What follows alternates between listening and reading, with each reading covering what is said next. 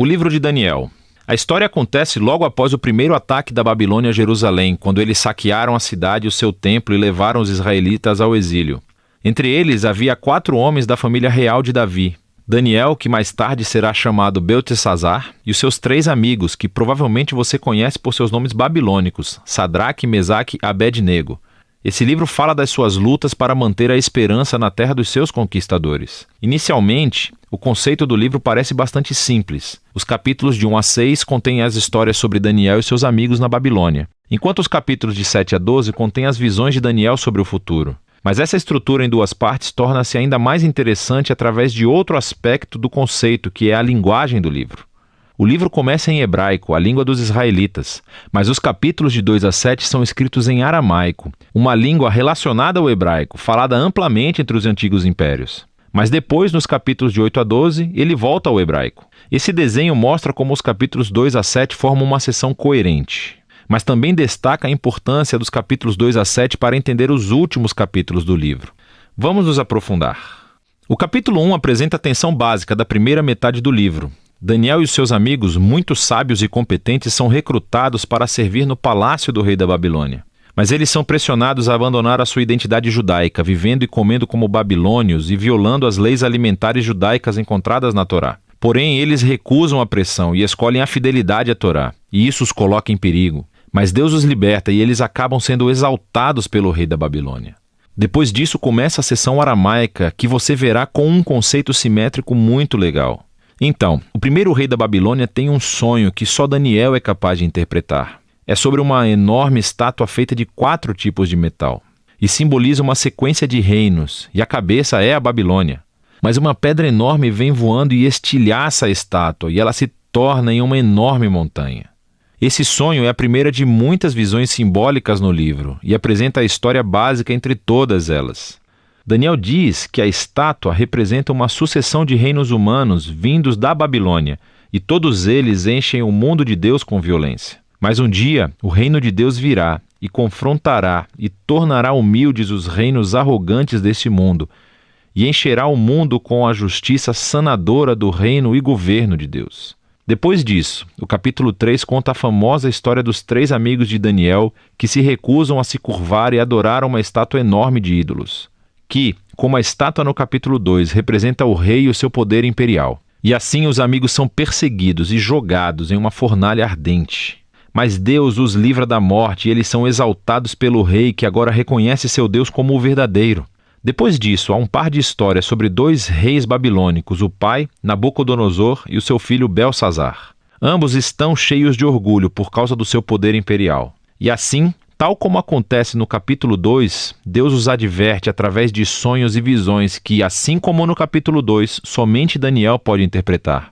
Ele diz que ambos os reis devem ser humildes perante Deus e ambos os reis resistem arrogantemente. Então Nabucodonosor fica louco. Ele se torna como uma besta no campo, mas ele se humilha perante Deus e a sua humanidade retorna. Ele é restaurado como rei. Isso é em comparação com seu filho Belsazar, que não se humilha perante Deus e é assassinado naquela mesma noite. Agora, essas 2 histórias retiram essa imagem dos capítulos 1 e 2 de Gênesis e de Salmos 8, onde os humanos são representados como a imagem real de Deus. Ele lhes deu autoridade para governar as bestas do campo e os pássaros do ar em nome de Deus, que é o verdadeiro rei do mundo. Mas, quando os reinos humanos esquecem isso, quando eles se rebelam e tornam a si mesmos e o seu poder em um Deus, eles tornam-se menos que humanos, como bestas violentas que enfrentarão a justiça de Deus. O que nos leva ao capítulo 6, o par do capítulo 3. E dessa vez é Daniel quem está sendo perseguido, porque se recusa a orar e adorar o rei como um Deus. E assim como os amigos, ele é condenado à morte e jogado na toca de um leão. Mas Deus o livra das feras. E tal como aconteceu com seus amigos, o rei exalta Daniel e louva o seu Deus, o que nos leva ao capítulo 7. É o par do capítulo 2 e o centro do livro, onde todos os temas se juntam. É outro sonho, mas dessa vez é de Daniel e, ironicamente, ele não consegue entender o sonho até que um mensageiro angelical explique. Ele vê uma série de 4 bestas, uma como um leão, depois como um urso, depois uma como um leopardo alado. Cada um deles simboliza um reino arrogante. E por último, há uma super besta que é identificada com um império realmente maligno e que tem muitos chifres, um símbolo comum dos reis do Antigo Testamento. E há um chifre específico que é uma imagem de um rei arrogante que se exalta acima de Deus e persegue o povo de Deus. Elas são simbolizadas por uma figura chamada Filho do Homem, que é uma imagem tanto para o povo da aliança de Deus como também para seu rei da linhagem de Davi. Mas de repente Deus, que é chamado de Ancião dos Dias, vem e estabelece o seu trono. Ele destrói a superbesta e exalta o Filho do Homem nas nuvens, onde sobe para sentar-se à direita de Deus e compartilhar o governo de Deus sobre as nações. Podemos olhar para trás agora e ver como todas essas histórias da primeira metade se encaixam. As 3 histórias de fidelidade, apesar da perseguição, destinam-se a oferecer esperança ao povo sofredor de Deus entre as nações. Mas eles sofrem porque os reinos humanos se rebelaram contra Deus e se tornaram bestas. E assim, essas visões encorajam a paciência para que o povo de Deus espere que ele traga o seu reino e domine o nosso mundo e vindique o seu povo sofredor. Mas isso levanta a questão sobre quando Deus fará isso. E é isso que essas 3 visões finais exploram. No capítulo 8, Daniel tem outra visão sobre as 2 últimas bestas do capítulo 7. Mas dessa vez, elas são simbolizadas por um bode, que, nos é dito, é a imagem do império dos medos e persas, e depois por uma cabra, que é uma imagem da Grécia Antiga. E de dentro da cabra sai um monte de chifres, um dos quais simboliza o rei maligno do capítulo 7. E nós aprendemos mais sobre ele, que ele atacará Jerusalém, e se exaltará acima de Deus e profanará o templo com ídolos.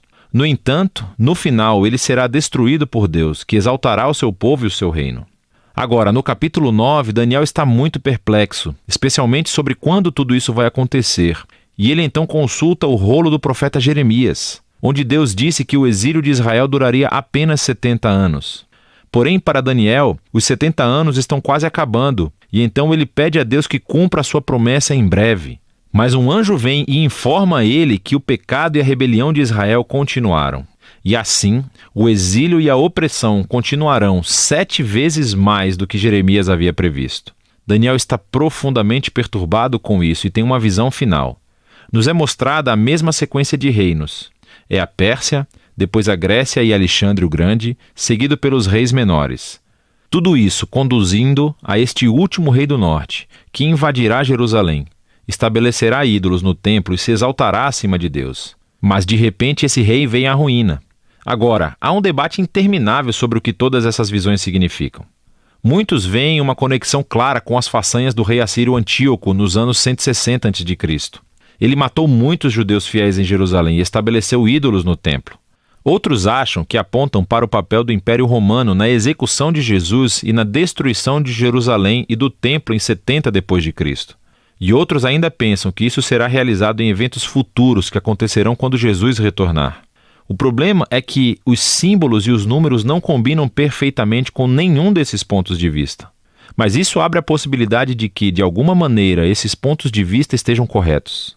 O livro de Daniel foi criado para oferecer esperança às futuras gerações do povo de Deus. Ele cumpriu esse propósito nos dias do Império de Antíoco e tem feito desde então.